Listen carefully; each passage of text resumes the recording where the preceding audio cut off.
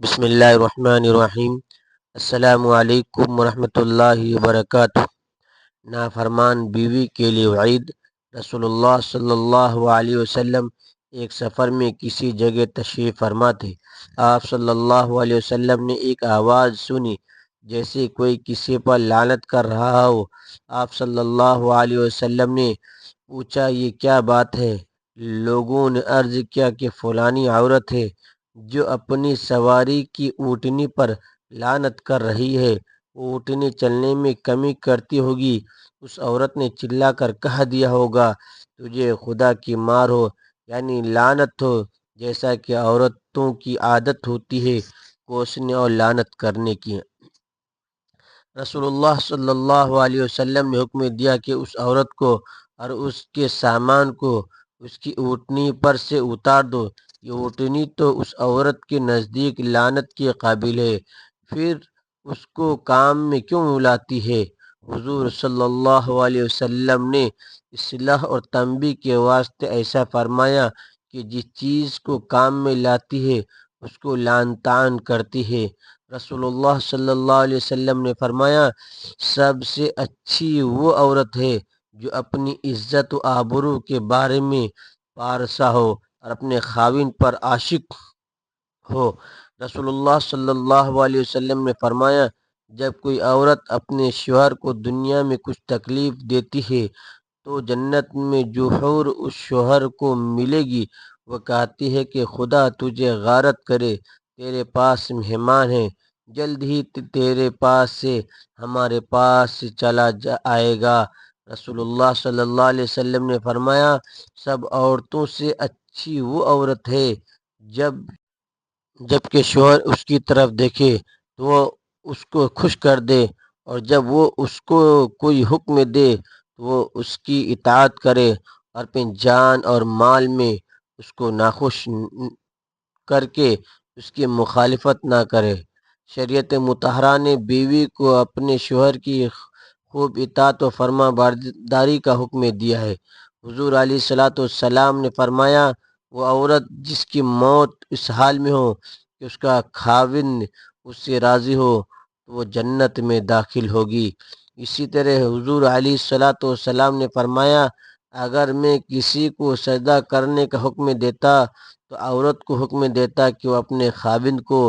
سجدہ کرے۔ پھر فرمایا، وہ عورت جس نے 5 وقت نماز ادا کی، رمضان کے روزے رکھے، اپنی شرمگاہ کی حفاظت کی، اپنے شوہر کی اطاعت کی، قیامت کے دن اس سے کہا جائے گا کہ جس دروازے سے تو چاہے جنت میں داخل ہو جا۔ اسی اطاعت شعاری کا ایک نمونہ یہ ہے، جب شوہر بیوی کو اپنا طبعی تقاضا پورا کرنے کے لیے بلائے تو بیوی انکار نہ کرے۔ اس سلسلے میں حدیث مبارکہ میں واضح تعلیم موجود ہے۔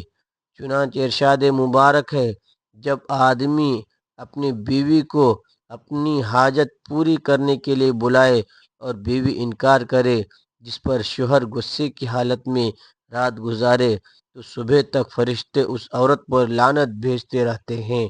دوسری روایت میں ہے کہ شوہر اپنی بیوی کو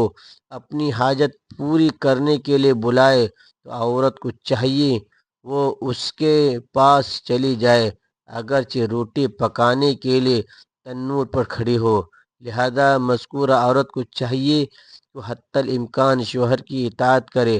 اور جو کیفیت غیر اختیاری ہو اس کو اظہار نہ کرے، شوہر کو برا بھلا بھی نہ کہے، اللہ سے بردباری طلب کرتی رہے، اور شوہر کو چاہیے کہ بیوی کی طاقت کو مد نظر رکھ کر اس سے تعلق قائم کیا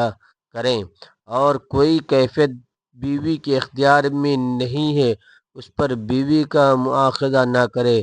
بلکہ اللہ تعالیٰ سے دعا کرے کہ بیوی کے دل میں اس کی محبت آ جائے، انشاءاللہ جلد ہی موافقت ہو جائے گی۔ ابن قدامہ المقدسی رحمۃ اللہ علیہ کا کہنا ہے، اگر مرد اپنی بیوی کی نافرمانی کا خدشہ محسوس کرے، اس میں نافرمانی کے علامات ظاہر ہوں کہ وہ اپنے آپ کو خاوند کے سپرد نہ کرے اور اسے استمتاع نہ کرنے دے، یا پھر اس کی بات تو تسلیم کرے لیکن بہت کوشش اور مجبور کرنے کے بعد اس حالت میں خاوند اسے وعظ و نصیحت کرے، وہ اس طرح کہ اسے اللہ تعالیٰ سے ڈرائے اور اسے اللہ تعالیٰ کے واجب کردہ احکامات یاد دلائے کہ اللہ تعالیٰ نے اس پر خاوند کے یہ حقوق رکھے ہیں، اسے اس کی اطاعت کرنی چاہیے۔ اگر وہ نہیں کرے گی تو اسے گناہ ہوگا اور اس کا حق خرچہ ساقط ہو جائے گا، اور پھر خاوند کے لیے اسے بستر سے الگ کرنا، اسے ہلکی سی مار کی سزا دینا بھی مباح ہوگا، اسی لیے کہ اللہ تعالیٰ کا فرمان ہے، اور وہ عورتیں جن کی نافرمانی سے تم ڈرتے ہو انہیں وعظ و نصیحت کرو۔ وعظ و نصیحت کے باوجود وہ نافرمانی اور سرکشی پر اصرار کریں اور خاوند کے ساتھ معاشرت کے لیے راضی نہ ہو، تو پھر خاوند کے لیے جائز ہے کہ وہ اسے اپنے بستر سے الگ کر دے، اس لیے کہ اللہ تعالیٰ نے فرمایا ہے اور انہیں بستروں میں الگ کر کے چھوڑ دو۔ اور اگر وہ علیحدگی کے بعد بھی اپنی نافرمانی پر اصرار کریں تو پھر خاوند کے لیے مباح ہے کہ بیوی کو ہلکے سے مار کی سزا دے جو اسے زخمی نہ کرے اور نہ ہی ہڈی وغیرہ توڑے، اسی لیے کہ اللہ تعالیٰ نے فرمایا ہے کہ وَضْرِبُوهُنَّ، اور انہیں مارو۔ یہ ساری تفصیل سورہ نساء آیت نمبر 34 میں ملاحظہ فرما لیں۔ اگر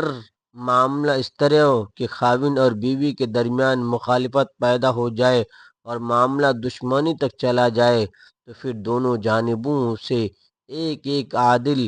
مسلمان اور آزاد شخص کو حاکم بنا کر بھیجا جائے۔ بہتر اور اولیٰ تو یہ ہے کہ دونوں ان کے خاندان میں سے ہوں اور خاوند اور بیوی کی رضامندی سے بھیجے جائیں،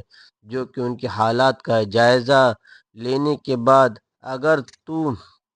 ان کے درمیان صلح بہتر سمجھتے ہوں تو صلح کروا کر انہیں اکٹھا کر دیں، اور اگر وہ یہ دیکھیں کہ ان کی علیحدگی ہی بہتر ہے تو پھر ان کے درمیان طلاق یا خلا کر کے علیحدگی کروا دیں۔ جو بھی یہ فیصلہ کریں گے وہ خاوند اور بیوی کو تسلیم کرنا ہوگا۔ اس کے متعلق سورہ نساء آیت نمبر 35 میں اللہ سبحانہ و تعالیٰ کا یہ فرمان ہے، اگر تمہیں خاوند اور بیوی کی آپس میں ایک دوسرے کے ساتھ ان بن کا خدشہ ہو فبعث حکما من اہلی، ایک مصنف مرد والوں کو فبعث حکما من اہلیہ، ایک منصف عورت والوں کو گھر والوں کے مقرر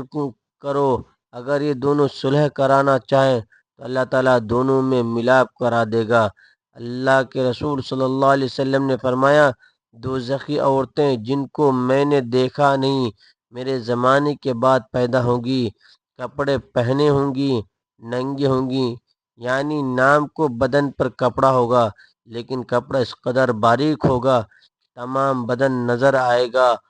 اترا کر بدن کو مٹکا کر چلیں گی اور بالوں کے اندر منہ باف یا کپڑے دے کر بالوں کو لپیٹ کر